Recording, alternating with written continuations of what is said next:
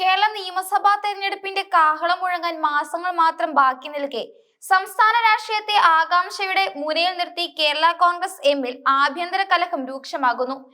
ഇടതുമുന്നണി വിട്ട് UDF-ലേക്ക് ചേക്കാറാനുള്ള നീക്കത്തെ ചൊല്ലി പാർട്ടിയിൽ രണ്ട് വിഭിന്ന ധ്രുവങ്ങൾ രൂപപ്പെട്ടതാണ് നിലവിലെ പ്രതിസന്ധിക്ക് കാരണം.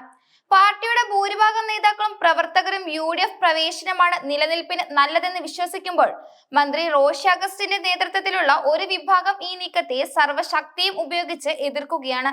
മുന്നണി മാറ്റത്തെ ചൊല്ലിയുള്ള ഈ തർക്കം പാർട്ടി ചെയർമാൻ ജോസ് കെ മാണിയെയും മന്ത്രി റോഷി അഗസ്റ്റിനെയും തമ്മിൽ കൊമ്പുകോർക്കുന്ന അവസ്ഥയിലേക്ക് എത്തിച്ചിരിക്കുന്നു എന്നത് കേരള രാഷ്ട്രീയത്തിൽ പുതിയ ചർച്ചകൾക്ക് വഴിമരുന്നിട്ട് കഴിഞ്ഞു. തിരുവനന്തപുരത്ത് നടന്ന അതീവ രഹസ്യമായ നേതൃയോഗത്തിലാണ് പാർട്ടിക്കുള്ളിലെ ഭിന്നത പരസ്യമായത്. മുന്നണി മാറ്റം സംബന്ധിച്ച് ചെയർമാൻ നിലപാട് വ്യക്തമാക്കാമെന്ന് പാർട്ടിയിലെ ഭൂരിപക്ഷം നേതാക്കളും ആവശ്യപ്പെട്ടതോടെ യോഗം കലുഷിതമായി. UDF-ലേക്ക് മടങ്ങുന്നതാണ് പാർട്ടിയുടെ രാഷ്ട്രീയ ഭാവിക്കും വോട്ട് ബാങ്കിനും ഗുണകരമെന്ന് ഒരു വിഭാഗം വാദിച്ചപ്പോൾ ഭരണത്തിന്റെ ഭാഗമായി നിലനിൽക്കുന്നതാണ് ഉചിതമെന്ന് റോഷി അഗസ്റ്റിൻ ഉറച്ച നിലപാടെടുത്തു. ചർച്ചകൾക്കിടയിൽ ജോസ് കെ മാണിയും റോഷി അഗസ്റ്റിനും തമ്മിൽ രൂക്ഷമായ വാക്കേറ്റമുണ്ടായതായാണ് പാർട്ടിക്കുള്ളിൽ നിന്നുള്ള വിവരങ്ങൾ. റോഷി അഗസ്റ്റിനെ കൂടാതെ പ്രമോദ് നാരായണൻ MLA-യും ഇടുക്കി ജില്ലാ പ്രസിഡന്റും ഇടതുമുന്നണിയിൽ തന്നെ തുടരണമെന്ന പക്ഷക്കാരാണ്. ഇവർ ഉയർത്തുന്ന കടുത്ത വിയോജിപ്പ് പാർട്ടി ചെയർമാനെ സംബന്ധിച്ചിടത്തോളം വലിയൊരു രാഷ്ട്രീയ വെല്ലുവിളിയാണ് ഉയർത്തുന്നത്.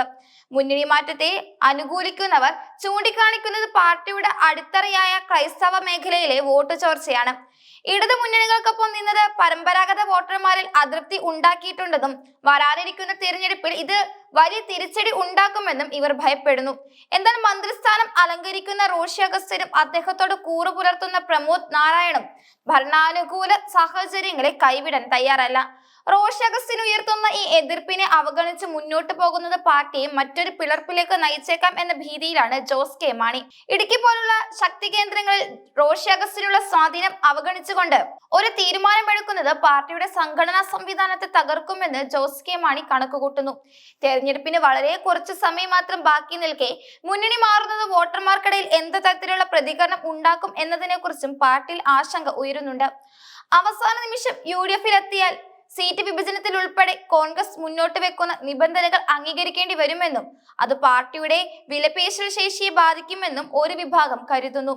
എന്നാൽ കോൺഗ്രസ് ഹൈക്കമാൻഡ് ജോസ് കെ മാണിയെ നേരിട്ട് സ്വാഗതം ചെയ്ത പശ്ചാത്തലത്തിൽ ഇത് മടങ്ങാൻ ലഭിച്ച ഏറ്റവും മികച്ച അവസരമാണെന്ന് മറുവശത്തുള്ളവർ വാദിക്കുന്നു. UDF-ലെ ചില ഘടക കക്ഷികൾ കേരള കോൺഗ്രസിന്റെ വരവിനെ എങ്ങനെ നോക്കിക്കാണും എന്നതിനും മറ്റൊരു കീറാമുട്ടിയാണ്.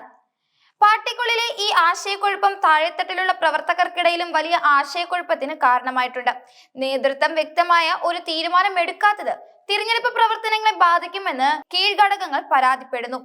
ഇടതുമുന്നണിയുടെ പ്രചാരണ പരിപാടികളിൽ നിന്ന് ജോസ് കെ മാണി വിട്ടുനിൽക്കുന്നത് മുന്നണി മാറ്റത്തിനുള്ള സാധ്യതകൾ സജീവമാണെന്ന സൂചനയാണ് നൽകുന്നത്.